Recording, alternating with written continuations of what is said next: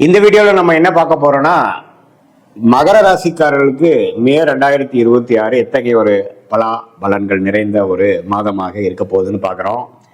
இப்ப பாருங்க, சயின்டிபிக் வேதிக் அஸ்ட்ராலஜி முறையில எந்த விதத்திலும் மிகைப்படுத்தாமல் உள்ளது உள்ளவாறு ஒரு கிரகமும் ஒரு மாதிரியான அமைப்புல இருக்கும் பொழுது எது மாதிரி தாக்கத்தை கொடுக்குதுங்கிறது இந்த அறிவியல் சார்ந்த கலையாகிய இந்திய வேத ஜோதிட அடிப்படையான சயின்டிபிக் வேதிக் அஸ்ட்ராலஜி நம்ம பார்க்க போறோம்.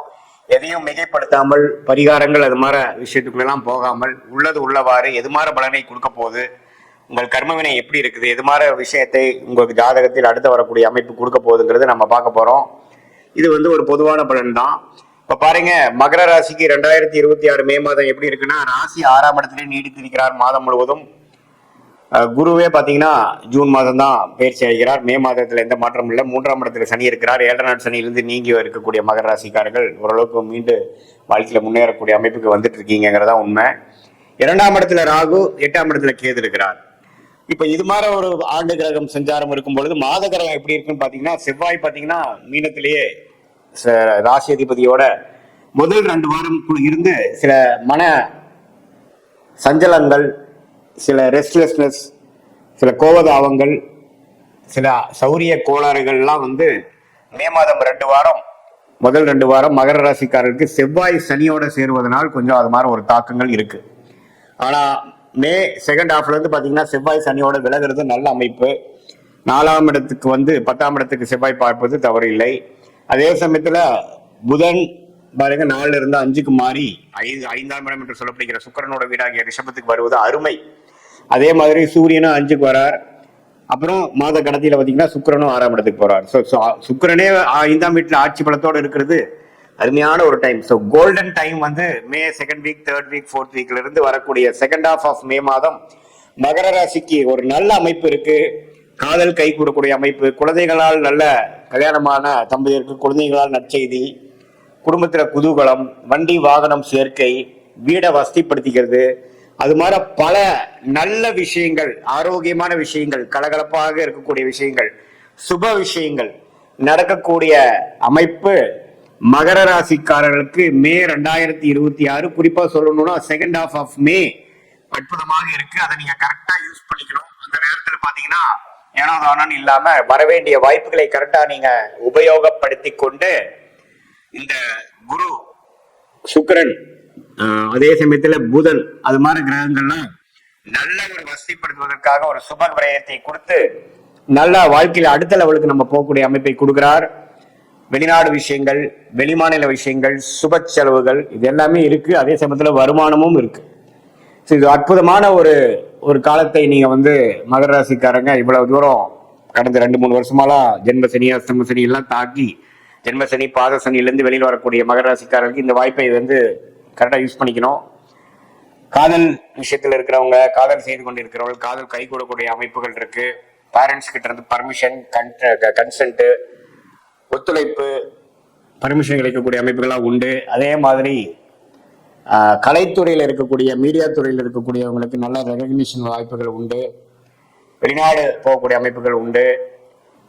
சுப முதலீடு பண்ணி வியாபாரத்தை அடுத்த லெவலுக்கு கொண்டு போகக்கூடிய ஒரு எக்ஸ்பான்ஷன் பண்ணக்கூடிய அமைப்புகள் கண்டிப்பாக உண்டு.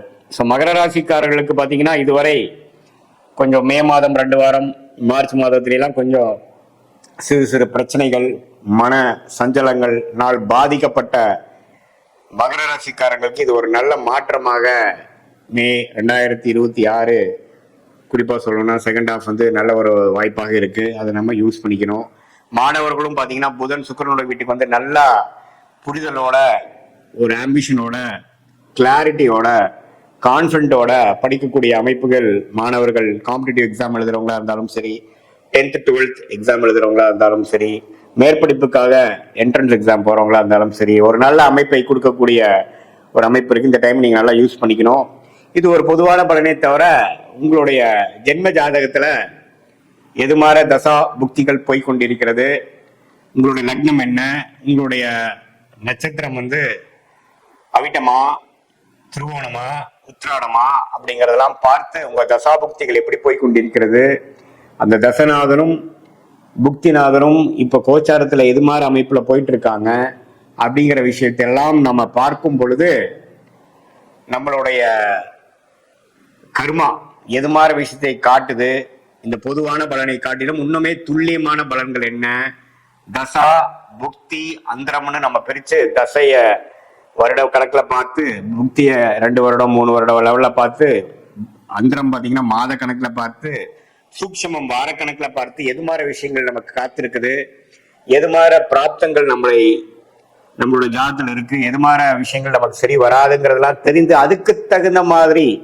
நம்மளுடைய வாழ்க்கை பயணத்தை திட்டமிட்டு அந்த செயல் அமைப்புகளை வடிவமைத்து அது மாதிரி நம்ம அந்தந்த நேரத்தில் நம்ம செய்து கொண்டே ஆனால் தேவையற்ற பண விரயங்கள், தேவையற்ற சமய விரயங்கள் எல்லாம் தவிர்த்து, ஏன்னா வாழ்க்கையில நம்ம ஒரு 1000 வருஷம் வாழ போறது இல்லை. ஒரு 20-25 வயசுக்கு மேல நம்ம வேலைக்கு வந்துட்டோம், தொழிலுக்கு வந்துட்டோம்னா ஒரு 30-35 வருஷம் மேக்சிமம் நம்ம கரியர் இருக்கு. அதுக்கப்புறம் ரிட்டையர்மெண்ட் ஆகிறோம். அதுக்கப்புறம் நம்ம முதல் மாதிரி ஆக்டிவா இருக்க முடியாது. அந்த 30-35 வருஷம் எது மாதிரி தசாபுக்திகள் போய் கொண்டிருக்கிறது பொறுத்து தான் நம்ம பிரச்சனை இல்லாத வாழ்க்கையை நோக்கி போறோமா அல்லது பிரச்சனையை நோக்கி போறோமாங்கிறது தெரிஞ்சுக்கணும். அதை தெரிந்து அதுக்கு தகுந்த மாதிரி ப்ரிகாஷனரி விஷயங்கள் பண்ணோம்னா நம்மளுடைய பிரச்சனைகள் நாம தேவையில்லாமல் அதிகப்படுத்தி கொள்ளாமல், எப்படி மழை பெய்யும் பொழுது கொடையை பிடித்து கொண்டு நம்மளை நாமளே கொஞ்சம் பாதுகாத்துக் கொள்கிறோமோ, அதே போல இந்த சயின்டிபிக் வேதிக் அஸ்ட்ராலஜி முறையில நம்மளுடைய கர்மாவை தெரிந்து கொண்டு அது எது மாதிரி விஷயத்தை காமிக்குது, நம்ம என்ன பிறவி பயன் என்ன, எந்த ஒரு விஷயத்துக்காக நம்ம பிறந்திருக்கோம், எது நமக்கு நேச்சுரலா நல்லா வரும், எது நமக்கு ஃபார்ச்சுனேட்டா யோகமாக இருக்கிறது, எது நமக்கு அவயோகமாக இருக்கிறதுங்கிறதெல்லாம் பாஸ்ட்ல நம்ம என்ன நடந்ததுங்கெல்லாம் பேசி சிங்க் ஆகி இப்போ ப்ரெசண்ட்டுக்கு நெக்ஸ்ட் போகக்கூடிய ஷார்ட் டேர்ம் ஃபியூச்சர் என்ன, அடுத்தது வரக்கூடிய லாங் டேர்ம் ஃபியூச்சர் என்ன அப்படிங்கிற மாதிரி விஷயங்கள்லாம் நம்ம பார்த்து அதுக்கு தகுந்த மாதிரி ஒரு வாழ்க்கை அமைப்புகளை திட்டங்களை தீட்டி அதுக்கு சேர்ந்த மாதிரி செஞ்சோம்னா சயின்டிபிக் வேதிக் அஸ்ட்ராலஜி முறையில நல்ல பலன் அனுபவிக்கலாம். நம்ம இந்த மாதிரி பரிகாரங்கள் அது மாதிரி விஷயத்துக்குள்ள போய் நம்ம கர்மாவை மாத்திர முடியும் அப்படிங்கிறதுல சயின்டிபிக் வேதிக் அஸ்ட்ராலஜி முறையில பெரிய நம்பிக்கை இல்லை. ஆனா என்ன விஷயம் எப்படி நடக்குது, எது மாதிரி இது விஷயங்கள் காட்டுதுங்கிறது தெரிந்தா அதுக்கு தகுந்த மாதிரி மென்டலா ப்ரிப்பேர் ஆகி நம்மளுடைய பிராப்தங்களை நம்ம அதிகரிக்க முடியும், நம்மளுடைய பர்சன்டேஜ் ஆஃப் சக்சஸை இன்க்ரீஸ் பண்ணிக்க முடியும், அதிகரித்துக்க முடியும்ங்கிறதை நாம தெரிஞ்சுக்கணும். அதே சமயத்துல நம்மளுடைய விஷயங்கள் வேலையா, தொழிலா, காதல் திருமணமா, அரேஞ்ச் மேரேஜா, வெளிநாடா, உள்நாடா, கவர்மெண்ட் ஜாபா, பிரைவேட் செக்டாரா, இது மாதிரி அமைப்புகள், இது மாதிரி ஒருத்தர் ஒரு வயசுக்கும் நமக்கு கேள்விகள் நிறைய இருக்கு, நம்மளுடைய சாய்ஸஸ் நிறைய இருக்கு. அதுக்கு வேணுங்கிற விஷயங்கள்லாம் கரெக்டா நம்ம சயின்டிபிக் வேதிக் அஸ்ட்ராலஜி மூலமா ஃபில்டர் பண்ணி அதுல போனோம்னா தேவையற்ற சமய வரைகளை தவிர்த்து எளிதில் எதிர்நீச்சல் போடாமல் வாழ்க்கையில் வெற்றி பெற முடியும் என்று சொல்ல விரும்புகிறேன். மீண்டும் மற்றொரு காணொலியில் சந்திப்போம். நன்றி, வணக்கம்.